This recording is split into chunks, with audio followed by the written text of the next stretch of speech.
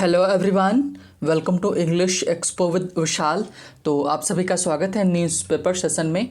और चलिए शुरू करते हैं न्यूज़पेपर। उसके पहले बता दें आज का हमारा एडिटोरियल जो है वो है जो इन्फ्लेशन है, जो महंगाई है, उसके जो रेट्स क्या हैं, कैसे बढ़ रही हैं और पैंडेमिक का उस पर क्या असर रहा, हमारी सरकार क्या कर रही है ना, इन सब चीज़ों को लेकर के लिखा गया है। और आज के एडिटोरियल में आपको बहुत सारे वोकैब्स नई नई देखने को मिलेंगी। तो चलिए पहले हम अपनी न्यूज़ कवर कर लेते हैं, उसके बाद हम एडिटोरियल की तरफ चलेंगे। और आज हो क्या गया है, न्यूज़पेपर में फ्रंट पेज अलग हो गया है और सेकंड से एक में अलग हो गया है, तो थोड़ा सा स्विच करना पड़ेगा अलग तरीके से। चलिए शुरू करते हैं पहले हम अपनी न्यूज़। तो न्यूज़ में क्या बोला गया है कि दिल्ली राइट्स है ना, राइट्स जो हैं, राइट्स सभी को पता है दंगे। तो देखो कई सारे जो लिखा होता है, राइट जो लिखा है इसको हल्का सा अंतर है राइट में। तो और RIGST आपको पता ही है ना, इसके कई सारे होते हैं। WRIT राइट का मतलब लिखना होता है। तो अलग अलग सबका क्या है, प्रोनाउंसिएशन सेम है लेकिन स्पेलिंग सबकी अलग अलग है और मीनिंग भी सबकी अलग है।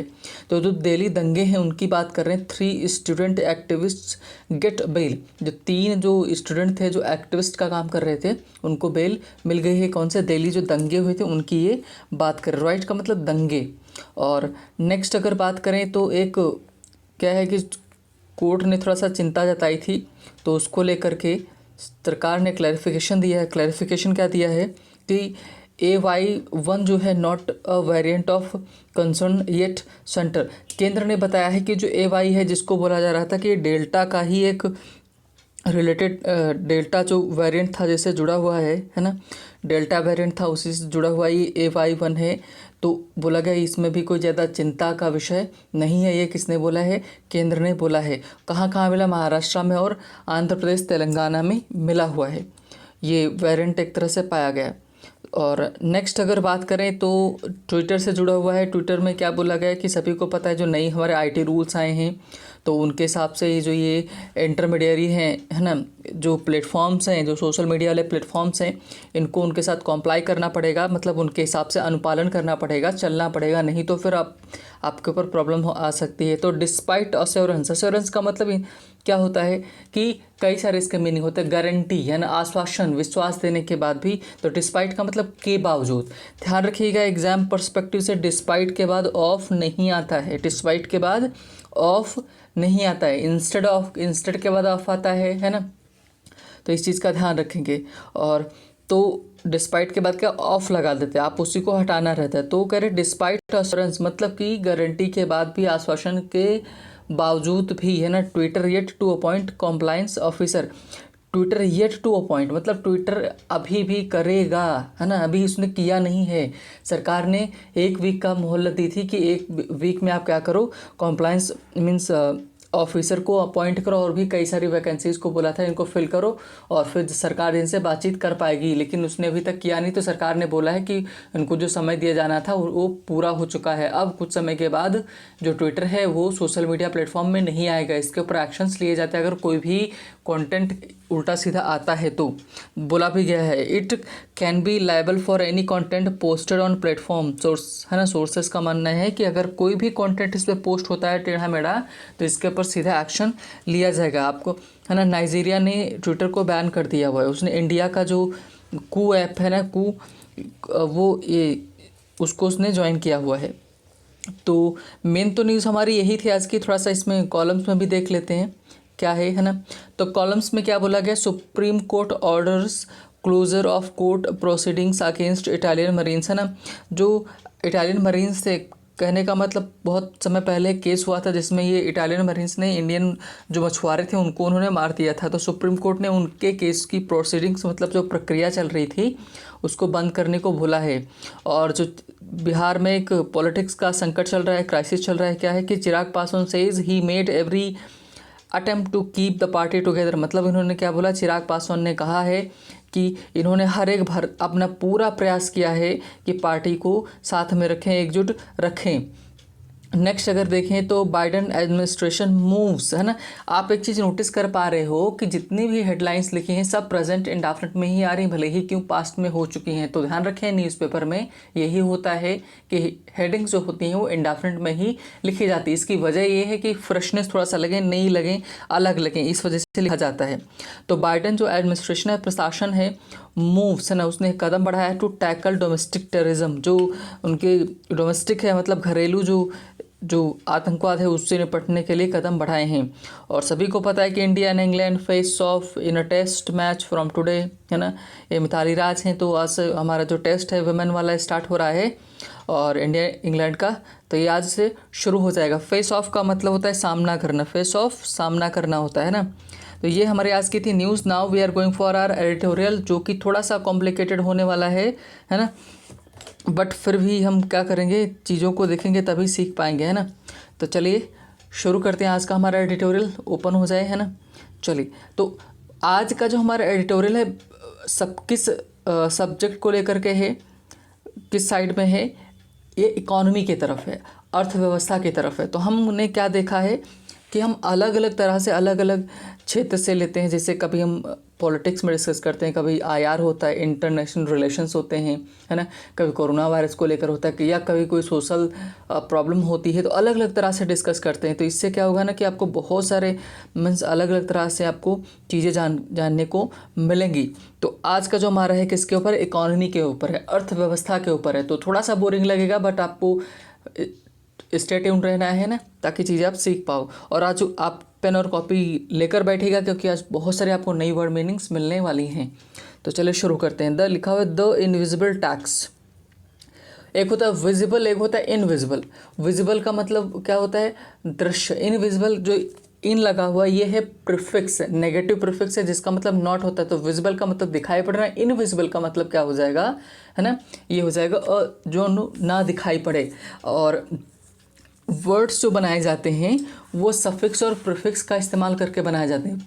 सफिक्स का मतलब होता है बाद में जुड़े, शब्द के अंत में जुड़े, और प्री का मतलब पहले जुड़े, है ना। तो प्रीफिक्स इन्हीं का इस्तेमाल करके बनाया जाता है। जैसे अनकाउंटेबल है, क्या है, अन, है ना, काउंट, है ना, फिर लिखा हुआ है एबल। तो जो अन लिखा है ये प्रीफिक्स है, एबल सफिक्स है, काउंट, है ना, रूट मेन वर्ड है। तो इसको बोलते हैं PRS, है ना, क्या बोलते हैं इसको बोला था PRS मेथड, है ना, प्रीफिक्स रूट सफिक्स, है ना। ये आपको अगर वर्ड्स को याद करना है, आपको समझना चाहते हैं, तो हमारे चैनल का जो वर्ड मीनिंग वाला सेक्शन है प्लेलिस्ट में जाएंगे, वहाँ पर आपको मिलेगा हाउ टू रिमेंबर वर्ड्स को कैसे याद रखें। वहाँ पर ये मेथड दिया हुआ है, आप इसको याद करके वर्ड्स को लंबे समय तक याद रख सकते हैं, उनको क्लासीफाई कर सकते हैं, है ना। तो चलिए देखते हैं कि द इनविजिबल टैक्स मतलब जो ना दिखाई देने वाला टैक्स, जो हमको देना पड़ता है और लेकिन हमको पता ना चले, उसकी बात कर रहे हैं। इमरजेंट, है ना, इमरजेंट क्या होता है, इमरजेंसी इसी वर्ड से बना है। इमरजेंसी क्या है, ये नाउन है ना। और इमरजेंट क्या है, एडजेक्टिव है। कैसे पता चलेगा भाई, देखो इमरजेंट एक्शन, कैसा एक्शन, इमरजेंट जो सडन में, अचानक में, जिसकी आकस्मिक, है ना, इमरजेंट बोलेंगे। तो कैसा एक्शन, आकस्मिक एक्शन, है ना, इज नीडेड, आवश्यकता है इसकी, नीडेड जिसकी आवश्यकता हो। ये जो इज लगा हुआ है ये इज है लिंकिंग वर्ब, और जितने भी हमारे लिंकिंग वर्ब होते हैं, है ना, ये मॉडिफाई, ये जो इनकी विशेषता बताई जाती है, ये विशेषता इनकी बताई जाती है किसके द्वारा, एडजेक्टिव के द्वारा। ये मॉडिफाई किए जाते हैं एडजेक्टिव के द्वारा। बट ध्यान रखेंगे हमारी बाकी सारी वर्ब्स हैं, उनकी वर्ब्स की कौन विशेषता बताता है, एडवर्ब बताता है। कौन बताता है, एडवर्ब। लेकिन जो लिंकिंग वर्ब है इनकी कौन विशेषता बताता है, इनकी एडजेक्टिव विशेषता बताता है। जो नीडेड होता है ना वर्ब की थर्ड फॉर्म, वो एडजेक्टिव का भी काम करती है, इस चीज़ का आप ध्यान रखेंगे। तो इमरजेंट एक्शन इज़ नीडेड मतलब कि जो हमें सडन एक्शन, एक आकस्मिक एक्शन की ज़रूरत है ना। टू रेन, है ना, रेन का मतलब होता है कि लगाम लगाना किसमें, इन इन्फ्लेशन। इन्फ्लेशन महंगाई, डिफ्लेशन, है ना, क्या हो जाएगा, उसी का जस्ट अपोजिट हो जाएगा इन्फ्लेशन का।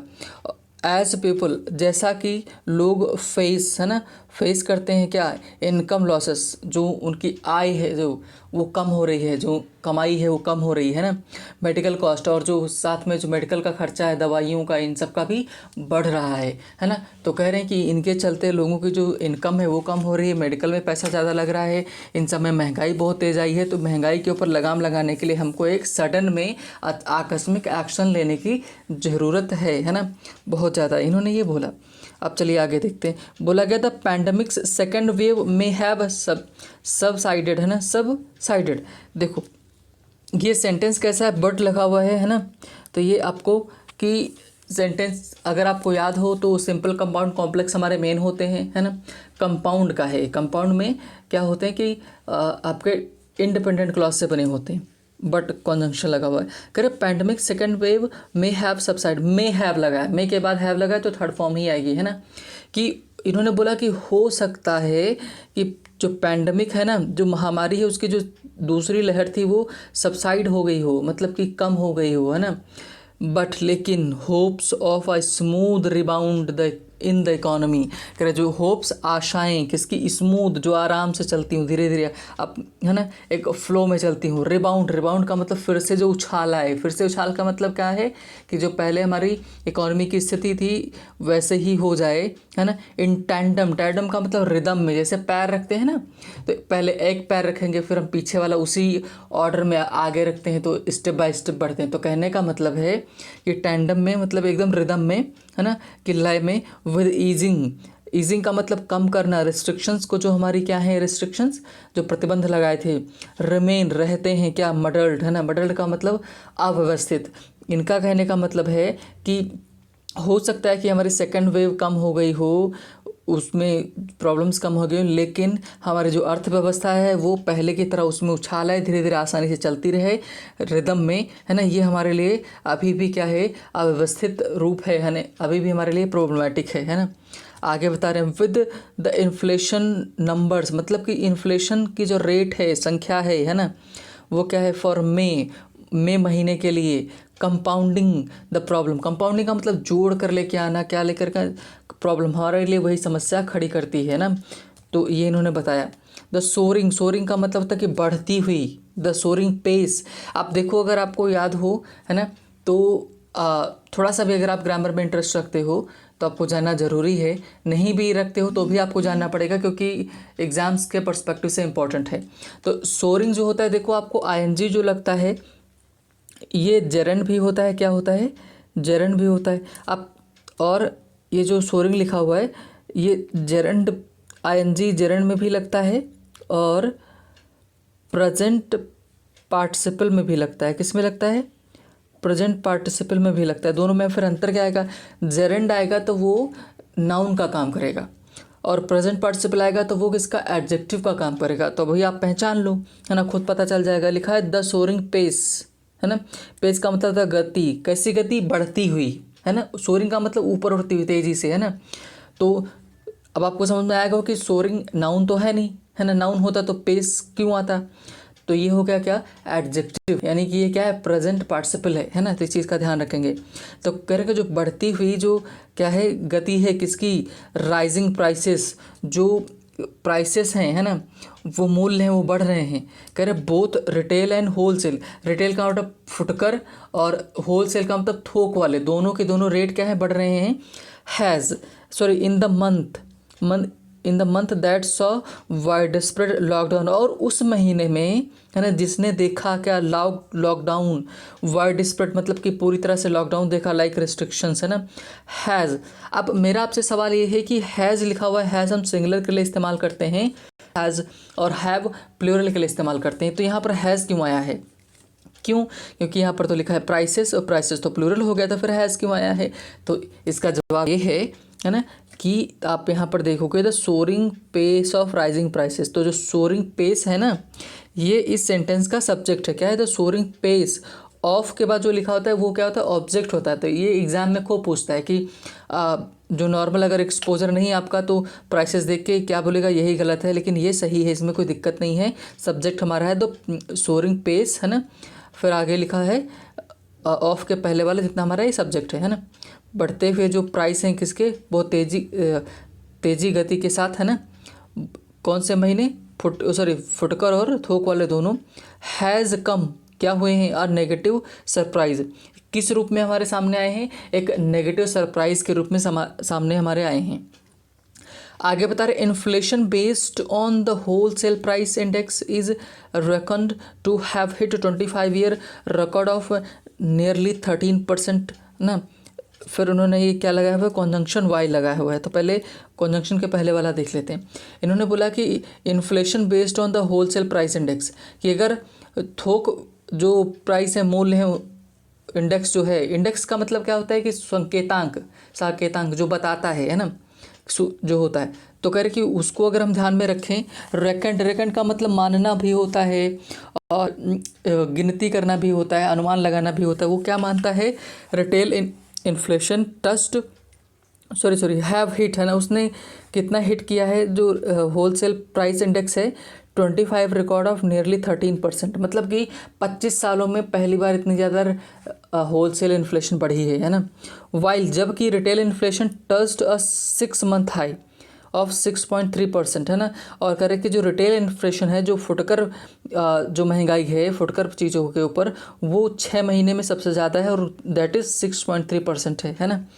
एंड आगे बता रहे हैं, साथ में इन्होंने बोला कि हाँ where we are yes while जबकि क्या है, रनअवे फ्यूल प्राइसेस, जो फ्यूल प्राइसेस हैं मतलब कि जो हमारे डीजल पेट्रोल हैं, ये जो ईंधन है, इनका भी रेट क्या है, बहुत तेज़ी से इनकी बढ़ रही है ना। दैट इंक्लूड जो जैसा कि उनमें शामिल है क्या, high excise duties and taxes, उनके ऊपर क्यों बढ़ रहा है, क्योंकि उनके ऊपर टैक्सेस लगाए जा रहे हैं, इस वजह से है ना।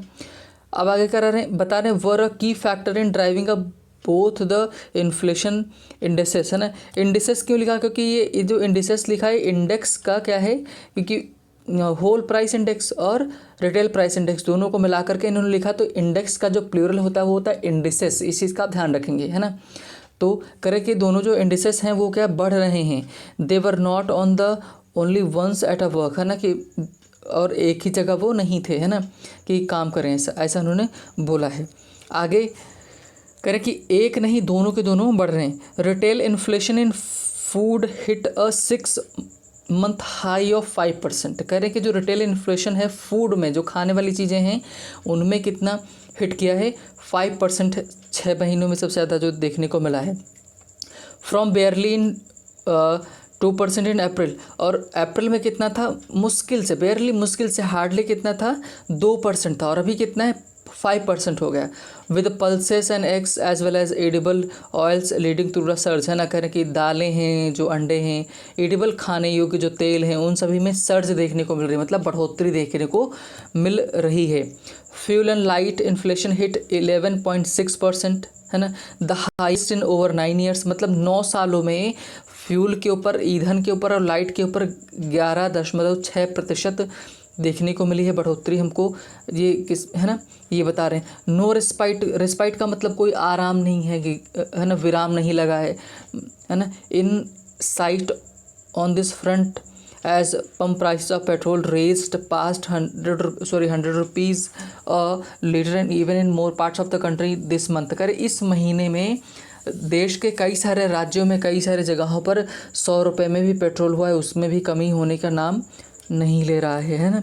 तो कहने का मतलब बता रहे हैं कि पूरी की चीज़ें कैसे चीज़ें बढ़ रही तेज़ी से, तो इनकी वजह क्या है ना, वो आप बताएंगे। आपसे मेरा क्वेश्चन ये रहेगा कि ये महंगाई इतना ज़्यादा क्यों बढ़ रही है, इसकी आप वजह आप कमेंट सेक्शन में ज़रूर अपने ओपिनियन दें है ना। आगे देखते हैं, इन्होंने आगे बताया कि diesel has also cross the century mark in Rajasthan Shri Ganganagar है ना। करके श्री गंगानगर जो कि राजस्थान का है ना एक प्लेस है, वहाँ पर सेंचुरी मार दिया है कितने, डीजल ने है ना, मतलब कि 100 रुपये में बिक रहा है। फिर फ्रेट का मतलब क्या होता है, जो ढुलाई जिसे भाड़ा होता है, जो कॉस्ट एडअप, उसकी जो कॉस्ट है उसको भी एडअप कर दिया गया, जोड़ दिया गया है। On the top of state and central taxes, मतलब कि और सेंट्रल टैक्सेस को भी इसमें ऐड किया गया, इस वजह से रेट बढ़ रहे हैं है ना। तो इवन यदि if one were to discount food and fuel prices, मतलब कह रहे हैं कि अगर कोई चाहे भी, आप ये देखो फिर आ गया है ना, एग्जाम पर्सपेक्टिव से देखो, इफ़ लगा हुआ है, उसके बाद वन लगा हुआ है, और वन जो होता है वो सिंगुलर होता है, फिर वर क्यों लगा है है ना। मेरा आपसे ये सवाल है, तो इसका जवाब ये है कि हाइपोथेटिकल सेंटेंस है, कंडीशनल सेंटेंस का ये पार्ट है ना। तो अगर आपने कंडीशनल सेंटेंस नहीं देखे हैं तो आप हमारे चैनल पर ग्रामर वाले पोर्शन में जाके आप कंडीशनल सेंटेंस की वीडियो देख सकते हैं। तो जो कंडीशनल सेंटेंस में हाइपोथेटिकल होता है तो उसमें सब्जेक्ट कैसा भी हो वर्ब वही आएगी, ध्यान रखेंगे। तो कह रहे कि वन वर्ड टू डिस्काउंट्स, अगर कोई होता जो चाहता कि फूड के ऊपर और जो फ्यूल प्राइसेस के ऊपर डिस्काउंट्स दे, है ना। Core inflation has crossed the 6% mark, है ना, कि जो मेन जो इन्फ्लेशन महंगाई है वो कितना क्रॉस कर गई, 6% का जो मार्क होता है एक, है ना, बार लगा होता है, उसको क्रॉस कर गई फॉर द फर्स्ट टाइम, है ना। पहली बार कितने 31 महीनों में इज एस्टिमेटेड एट 6.6, है ना, कि और जो कि अनुमानित की जा रही कितनी 6.6। तो कह रहे कि कैसे दे पाएगा, अगर वो डिस्काउंट देना होगा तो कैसे दे पाएगा, है ना, कि कई सारे प्रॉब्लम्स क्रिएट हो जाएंगी। आगे बात कर रहे हैं, ये पहले पैरा की बात होगी। अब आगे अगर देखें तो रिएक्टिंग, है ना, कि हमारा जो रिएक्शन रहेगा, प्रतिक्रिया रहेगी किसको, अप्रैल रिटेल इन्फ्लेशन है, जो हम ये कहना चाह रहे हैं कि जो अप्रैल महीने में जो रिटेल यानी कि फुटकर जो महंगाई थी वो प्रिंट ऑफ कितनी 4.3% थी, है ना। आफ्टर एवरेज स्टीप, है ना, एवरेज का मतलब कि औसतन, जो स्टीप का मतलब बढ़ोतरी हुई, जो सीधी एकदम बढ़ोतरी कितनी 6.2 की हुई थ्रू 2021 में, है ना, 21 और 20 में, दोनों में। The RBI governor had remarked, है ना, मतलब आरबीआई गवर्नर। अच्छा, मेरा आपसे कोई क्वेश्चन है कि आरबीआई के गवर्नर तो आपको पता है शक्तिकांत दास जी हैं, है ना। आपको कमेंट सेक्शन में ये बताना है कि जो हमारे डिप्यूटी गवर्नर होते हैं जिनकी संख्या होती है 4, आप कमेंट सेक्शन में ज़रूर लिखिएगा, है ना। और अल्वेट की आप कितने लोग लिखते हैं देखते हैं ना। तो आरबीआई के जो गवर्नर हैं उन्होंने रिमार्क किया था, मतलब टिप्पणी की थी अर्लियर दिस मंथ, इस मंथ के शुरुआत में, that it brought some relief, है ना, कि ये कुछ जो चीज़ें परिवर्तन किए जाएंगे इनसे क्या होगा कि कुछ रिलीफ राहत मिलेगी, एल्बो रूम मिलेगा। एल्बो रूम का मतलब पर्याप्त जगह मिलेगी for sticking with growth supportive policy, कि जिससे हम जुड़े रहेंगे। जो ग्रोथ मतलब कि हमारी जो विकास से जुड़ी हुई, विकास को समर्थित करने वाली जो नीतियां हैं उनसे, है ना। कौन सी हैं अब आगे बताएंगे भी। इफ़ एनीथिंग, अगर ऐसा कुछ भी है ना, मेज इन्फ्लेशन प्रिंट्स मतलब बताता है, प्रिंट्स का मतलब बताता है, leave no such room for manoeuvre, है ना, कि करे कि इस तरह का कोई जगह ही नहीं छोड़ रहा है।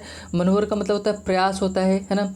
एक तरह से आप बोला जा सकता है कि कला होती है उसको बोला जा रहा है ना।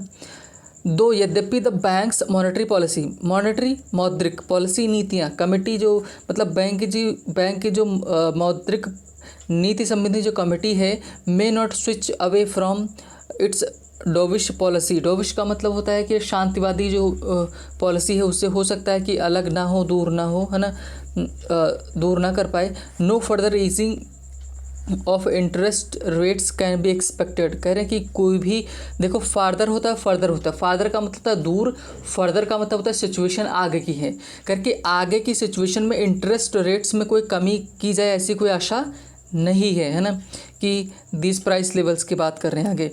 मोस्ट इकोनॉमिस्ट कह रहे हैं, ज़्यादातर जो अर्थशास्त्री हैं, है ना, एक्सपेक्ट आशा करते हैं inflation to remain higher than the average of 5.1% estimated by the central bank for this year, है ना। कह रहे कि सेंट्रल बैंक ने, मतलब हमारा जो केंद्रीय बैंक है आरबीआई है, उसके अनुमान के हिसाब से, और इकोनॉमिस्ट ने भी माना है कि जो औसतन जो रहेगी हमारी इन्फ्लेशन, उससे भी औसतन से भी ज़्यादा रहेगी। औसतन एवरेज कितनी है 5.1% है ना, उससे भी ज़्यादा रहने वाली है, इसका अनुमान किया गया है। If the government wants to RBI, इन्होंने बोला कि अगर सरकार आरबीआई से चाहती है टू परसिस्ट, जो बनी रहे क्या, विद इट्स अकोमोडेटिव का मतलब कि जो जो समय के साथ बदले, है ना, समय को साथ में ढालते हुए, approach to facilitate growth, facilitate का मतलब उपलब्ध कराए क्या, ग्रोथ को, है ना। It must take some actions की, तो इसको कह रहे हैं कि अगर वो चाहती है कि अकोमोडेटिव पॉलिसी रहे, सारी चीज़ें रहें, आरबीआई से वो आशा करती है, तो इसको ज़रूरत होगी कि कुछ एक्शंस ले, है ना। To on its own to curb price rise, है ना, कि जो प्राइस राइज हो रही है, मतलब जो महंगाई हो रही है, इसको कंट्रोल करने के लिए। Including meaningful cuts in fuel taxes, की जो फ्यूल टैक्सेस उसमें कट किया जाए, और that RBI governor has been advocating since February. Advocate का मतलब क्या है, समर्थन करना है ना, जिसका मतलब फ्यूल प्राइसेस में कट करने की बात जो हमारे गवर्नर साहब हैं बहुत फरवरी से ही कर रहे हैं कि इनमें प्राइसेस को कट किया जाए। सो फार अब तक है ना इट हैज़ ओनली है ना ऑबफस्केट का मतलब क्या होता है ना, अंधेरा करना। कह रहे हैं कि जो अब तक इसने क्या सब प्रॉब्लम्स ही क्रिएट की हैं। The issue with arguments raising state should cut taxes first, है ना, कह रहे हैं कि स्टेट को पहले टैक्स कट करना चाहिए। Let's bring petroleum products under GST, है ना, कि मतलब जीएसटी को जो गुड्स एंड सर्विसेज टैक्स है उसके अंदर पेट्रोलियम को लेकर के आओ, है ना। अब मेरा आपसे ये फिर अगला सवाल, आज आपको कई सारे सवाल क्वेश्चंस के आंसर देने पड़ेंगे। क्यों जीएसटी में जो हाईएस्ट स्लैब है वो है 28% है ना, और जो फ्यूल प्राइसेस हैं ये आपको 2 से 3 गुना मिलते हैं ज़्यादा। तो जीएसटी को कह रहे हैं, जीएसटी के अंदर पेट्रोल को लाने की बात कर रहे हैं, है ना, तो दैट इज़ पॉसिबल, संभव नहीं है ना।